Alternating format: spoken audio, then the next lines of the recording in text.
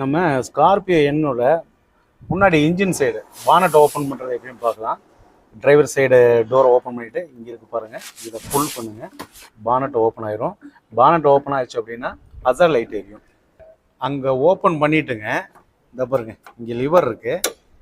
இதை வந்து நீங்கள் நிற்கிறதுக்கு லெஃப்ட் சைடில் தள்ளினீங்க அப்படின்னா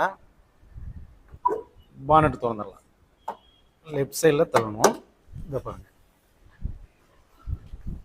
இதுக்கு ஸ்டேர் ஆடு இங்கே இருக்கு, இங்கே கொடுத்துருங்க ஸ்டேர் ஆடு.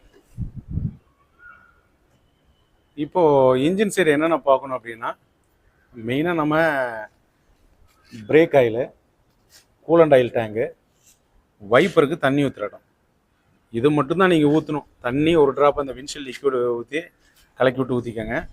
ரன்னிங்கில் போயிட்டு வந்து இந்த கேப்ஸ் வந்து கூலண்ட் ஆயில் கேப்லாம் திறக்கக்கூடாது. நீங்கள் மினிமம் மேக்ஸிமம் லெவல் கொடுத்துருப்பாங்க, மேக்ஸ்னு எழுதியிருக்கும், மின்னு எழுதியிருக்கும். இதை மட்டும் நீங்கள் செக் பண்ணிக்கோங்க. எல்லாத்துக்கும் இண்டிகேஷன் உள்ளே வந்துடும். வாட்டர் சர்வீஸ் நீங்கள் கன்று வச்செல்லாம் அடிக்கக்கூடாது. இன்ஜின் சைடு எல்லாமே எலக்ட்ரானிக் யூனிட்டாக இருக்கனால நீங்கள் கன்று வச்சு அடிக்கக்கூடாது. வெளியே விட்டிங்கனாலுமே சொல்லிடுங்க.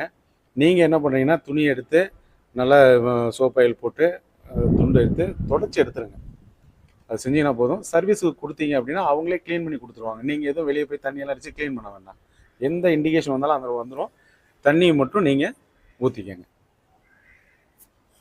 இந்த பானட்டை திரும்ப க்ளோஸ் பண்ணுறதுக்கு ஸ்டேராய்டு எடுத்துருங்க. மேலேருந்து அப்படி போட்டுறாதீங்க, இவ்வளோ தூரம் கொண்டு வாங்க.